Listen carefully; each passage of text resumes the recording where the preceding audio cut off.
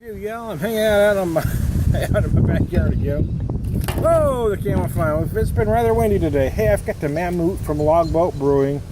Keep your paddle wet. Mamoot, it's an English mild ale, 4% ABV, 10 IBUs. Now, their website has it listed at 3.6%, 16 IBUs. But I found over the years that the can is usually correct when there's that but that seems like a pretty big discrepancy to me. But even at 4%, 10 IBUs, that's still in the parameters of the style. It's not over 4%. Mamoot is a brown ale's laid-back brother.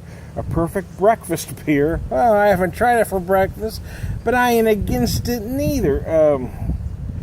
Subtle notes of jam, coffee, and chocolate add to the toasty finish. This brew is mahogany colored and full flavored despite the relatively light ABV. So there you go. Let's try this again. Stay there this time. I poured it rather aggressively. Oh, a lot of coffee on the nose. I poured it rather aggressively, and for my pictures I had a nice head, but it dissipated rather quickly. The aroma is pleasant, though. I'm certainly getting some coffee, as they suggest. What they say? Coffee, chocolate, jam. I'm getting more coffee and toffee than chocolate. There's a tad bit of chocolate, though. I'm certainly getting some toffee notes, though.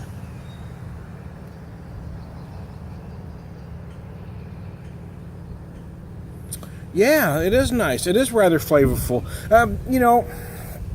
I don't know, sometimes it is nice to have that lower ABV beer. I'm a fan of the big stuff. I am. I'm a fan of the big stuff, but sometimes it's nice to have something lighter like this. It's a beer that has some flavor, but it's not overwhelming on any front, the malt end or the hop end. So it would be a nice beer to take a six-pack to, say, a card game, where you want a beer that has some flavor, but it's not going to make you think too much because you want to, concentrate on the cards. I would think it'd be a good picnic or barbecue beer, too. You may want something lighter. Lighter, I mean, you know what I mean, right? Not lighter than 4%, but, maybe more brighter, crisper, something more like a Pilsner lager. But, I mean, at 4%, it ain't going to put your winky in the mud.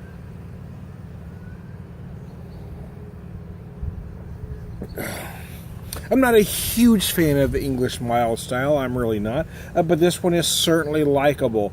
It gives you the flavors that you'd expect from this style. It doesn't really go any direction away from a traditional brown.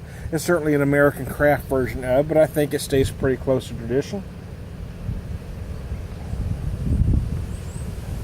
I think if you're a fan of the style, you're going to dig it. I think if you're not, you're going to find it doesn't have enough dimension for you.